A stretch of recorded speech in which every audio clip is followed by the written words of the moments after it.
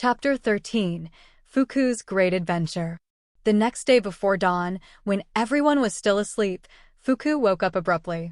She looked around to find Seina. However, Fuku, who saw Sasami and Ryoki instead, remembered she was at the Masaki family home. She wanted to see Seina. She quietly got out of the futon and went to the exit of the room, but she couldn't phase through it or open it.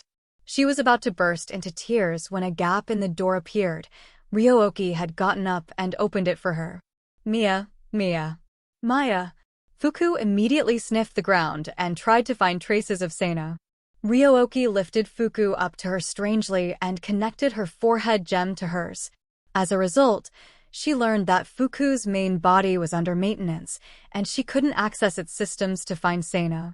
Moreover, Fuku had trouble when she was born, and only a part of the data accumulated in the main body had been transferred to her. Mia. Ryoki remembered when she was lost in the past and Ryoko taught her how to access her main body backup data and find her location. Mia. The transfer of data was done in a moment, and Fuku soon turned in the direction of the Masaki village where Seina was located. Mia. Fuku and Ryo walked towards the village. Oh, what is this? Mia. Ryoki said to Azaka and Kamade, who guarded the gate to the family home. Miha, Ryoki explained the matter to Azaka and Kamade. Oh, I see. So, you're going to meet Fuku's husband? Mia. Nothing wrong with that. She's lonely. In that case, we won't hold you here. Please have a safe journey. Azaka and Kamade, who were moved by Ryoki and Fuku's complaints, opened the gate. If you need anything, just call us. Be careful. Mia. Ryoki and Fuku walked out of the Masaki family home and onto the mountain path illuminated by the light of the moon which floated in the morning sky. Mia. They walked until suddenly they heard a growling voice from the shade of a bush, and two glowing eyes appeared scaring Fuku, who quickly hid behind Ryo. Maya. Ryoki responded quickly towards the voice to protect Fuku. The lord of the groaning voice slowly appeared from the bushes. Garuru. It was a medium-sized stray dog. It was quite large compared to Ryoki, even if it was only a medium-sized dog. It had sharp fangs, but Ryoki wasn't scared. Garuru. The dog wagged its tail and rolled on its belly in front of Ryo, lying in an obedient posture. Mia. Ryoki stroked the dog's belly while holding a confused Fuku on her head. Ryoki had once encountered a group of stray dogs while taking a walk in the mountains alone. They were dogs who had been abandoned by their owners, and they found each other and made a pack. The wild dogs attacked Ryoki, who had invaded their territory. But she shot a laser beam out of the gemstone on her forehead and blew a hole in the mountain. The wild dogs who were attacked ran away and had acted subordinately towards Ryoki since then. The dog in front of them was from that pack. 5 puppies, about 3 months old, came out to chase after the dog. Following them, a large female who was the mother dog appeared. Miha. Arf. They didn't know why the parent dogs left their pack with their puppies, but Fuku was happy to play with the pups. Mia. After playing with a single puppy, Ryoki explained their quest to the dog. The mother hid the children and herself in the bushes again, and the male began to escort Ryoki and Fuku. Mia. Fuku bid farewell to the puppies and resumed the trip. Soon they arrived at the entrance of the village. Arf! The dog who escorted them barked and stopped there. From here onwards, it was human territory. The dogs wouldn't enter even though it was safe. Mia. Ryoki thanked the dog and went into the village. Maya. Ryoki, who entered the village, was alarmed despite it being safe. Because there were natural enemies of Ryoki there. Ryoki's natural enemy, a boss chicken kept at Kei's house, lived here. When Ryoki was still around Fuku's age, she was chased by the rooster who had gotten loose, and it was a big trauma in her childhood. The sunrise was soon. In other words, it was about time for the rooster to become active. Fortunately, she couldn't hear its crows. If she could make it to Tsukiko's home where Seina was, she would be safe. Ryoki ran quickly. However, Maya, they turned the corner and spotted him. Cockadoo. It felt like he was smiling an evil grin. Ryooki's body became rigid with fear. Meow, Fuku cried. Ryooki's body was frozen, but she couldn't let him harm Fuku. Mia. Ryooki took a battle position and glared at him. Coco, cock. He was puzzled by Ryooki for a moment. However, he immediately made a threatening advance towards Ryooki. Maya. Ryo ran around the chicken madly confusing it and then. Suddenly, Fuku jumped off Ryooki and made a rush towards him. Coke! Kakokyo-yo-koko. He saw Fuku rushing over at him and panicked. Coach! Koke, Kokiyuki. The rooster got goosebumps and flew away scared. Mia? Mia. Mia. Mia ah. Fuku kept running and ran right to Seina who had come out of the entrance. Oh! I heard from Sasami-chan that Fuku-chan and Ryooki were missing. I thought you'd be coming here. Tenchi said, coming up behind them. Mai and Ryooki hugged Tenchi and burst into tears. Yeah, it's okay now. Mia. Fuku, what are you doing here? Tenchi-senpai, what's going on? Seina asked. Sorry, Seina, they got out. Oh, I see. Ryooki-chan brought Fuku here. I'm sorry, this is all my fault. No, it's okay, I understand.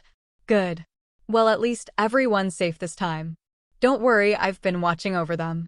Suddenly, Washu dissolved her optical camouflage to reveal her walking around with a camera. Where? Washa-chan? Ha ha ha. I'm titling this, A Walk to Find Your Master. Gahahaha. I was able to take such good footage. Washu issued a V sign with a full smile. I'll edit it later and give it to you, so please look forward to it. That said, Washu left them and skipped back to the Masaki family home. Tenchi and Seina silently watched her hop away. Anyways. I guess everything worked out.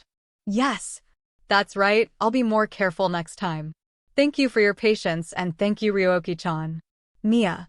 Ryo shyly meowed as he stroked her head. Well, see you later. Tenchi said. He started to follow Washu. Sakiko came out from the entrance.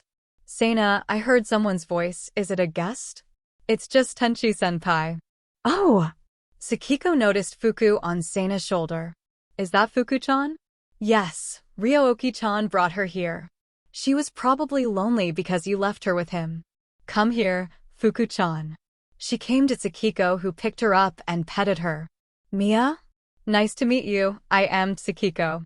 Kariko's mother, Fuku, smiled. Oh, Fuku-chan, did you come here all by yourself? Kariko came out from the entrance with a big bag. Apparently, she seemed to be leaving. She came with Ryo. It seems she got lonely. Oh, Kariko, are you going out already? You should at least stay for breakfast. The shop is busy already and I want to help out. Besides, I want to taste the food I made, and I want to do it on an empty stomach. Kariko said. Well then. I'm off. Are you going to walk? I can get the car. No thanks. Ms. Kasumi's husband is going to need that. Kasumi was Taro's mother. Her husband had stayed overnight in the village and needed the car to get to work. I'm sure he won't mind, but suit yourself. I'll get to making breakfast then. Sakiko went into the house with Fuku. Gee, mother, you didn't have to hit me so hard. Kai, who fainted last night, finally woke up this morning. He hadn't fainted for a long time. He had just gone back to sleep once he got up. However, his head still hurt, and so he was complaining to Sakiko while having breakfast. Then don't say stupid things, Sakiko said. So, Seina, are you going to take me with you to your home? I'm ready to go any time you are. Didn't you just hear me? Sakiko glared at Kai. Sorry, Kai. I can't introduce you to them, so if you want to go, please go yourself. Either way, I can't go towards the shop. It would interfere with profits. Well then, if you'll excuse me. Seina is saying that it's impossible. Don't go out to try stupid things. I need your help here at home today. Hey, little one. Suddenly Kai picked Fuku up by the foot. Your owner is a jerk. He won't even listen to his best friend's request. Mia? Fuku was confused. That's right. All I asked Seina for was to meet his rockin', bodied band of older ladies, and he won't even help me do it. Sakiko beat Kai unconscious with her shoe again. 2 more years until Kai turns 18. Honestly, I'm not confident that I won't kill this child by then, Sakiko said. Are you alright, Aunt Sakiko? I'm just kidding. For now, Sakiko said. Honestly, I think he would fit right in with my friends at the academy. Sana said. Please don't tell me you've become like him too? No. That would be bad. It's rude to think of the people who work so hard to help me in such a way. Oh, I see. Sakiko felt a little sorry for the girls. Damn it, he must feel the same way about me. Why did Kisa-sama have to go stirring the pot? Sakiko strongly hoped that her issues with Sana would be resolved as soon as possible. In the supermarket, the official introduction of Kuriko and the others was done with the morning shift employees. Is this a joke? Those girls are too pretty to be working at a place like this. A female employee, Aiko, 24 years old, said in front of the mirror in the bathroom, complained to her colleague, Yumiko, 51 years old. Well, it can't be helped. Even pretty girls got to work. Oh yeah, I know, I'm just surprised and jealous. The older Yumiko smiled coyly at the angry Aiko. For Yumiko, she was like a daughter. Don't be mad at them, be mad at the men gawking over them. Well, luckily they're only here for a few days. The president said that they're short-term assistants. Yumiko looked around and began to whisper loudly. I heard that they all have special feelings for the son of the president. Really? That's weird. He's still just in high school, isn't he? Aiko said, surprised. Oh, I see. You come from outside the prefecture. I guess no one has told you. He's supposed to cause bad luck, right? Like hanging around him causes things to go wrong, which cause potentially life-ending danger, right? I hear he's cursed. Huh. Cursed? Really? Aiko was puzzled. It's no lie, but he's a really nice guy.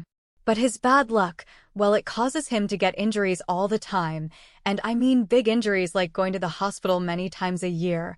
Other people also get caught in it. So, the people around here, they must avoid him. This shop was a small grocery store a year ago, but as soon as he left home, it's gotten bigger and bigger. What is it? Really? It's that serious? Really, truly, it's that serious. Yumiko nodded with a serious face. That's why the wife of the president is so happy now. She's happy he has so many non-family members who accept him. I see. They must be some amazing people. Well, their skills aren't that shabby. And they don't look that bad either. Ahaha. Today's morning rush seems a bit odd, don't you think? Really, I thought so too. I'm glad it's not just me. Anyways, enough chat, let's get to work.